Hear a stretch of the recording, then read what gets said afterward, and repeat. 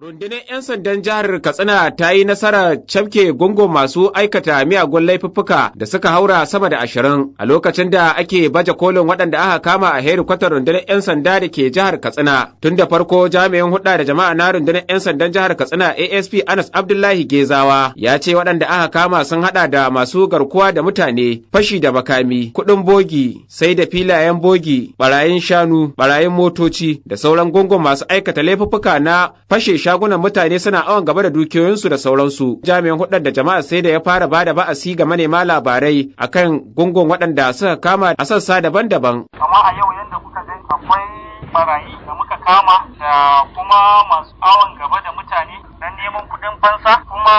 su masu buɗe shagunan mutane ta hanyoyi daban-daban, wasu ta saman rufin, wasu kuma za su fasa ginin bashi da ƙarfi sosai su shiga kwashe musu dukiyoyi. Akwai masu fake alert, wato masu alert na buki na kuɗi na cewa in suka je suka ya kuka yi cikin cinikanya da su za su zo ne kamar a matsayin sojoji ne, wasu mutanen kirki ne, wasu wataran ma za a gansu da kakin soja ko na ɗan sanda, su je su ce wai za su sai abu kaza in sun gama siyan abubuwan nan sai su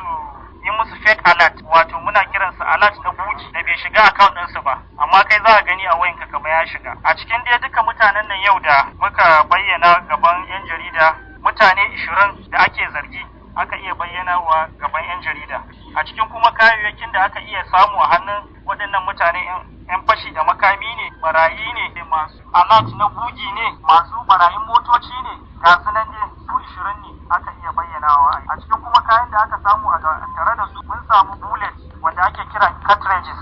guda 45, sai kuma kuɗin bugi da aka samu a hannun wani yana kashewa na naira miliyan 2,691. A wannan kuɗin bugin dai kun gani yan naira dubu ne ga su nan gabaki ɗaya zallansu, amma dukansu na bugi ne. Sai kuma akwai bindiga kwaya ɗaya da aka samu kira hannu, kuma adduna guda 2 da sanda ɗaya da wayoyi guda 7, abin cajin waya guda da dai sauransu. Akwai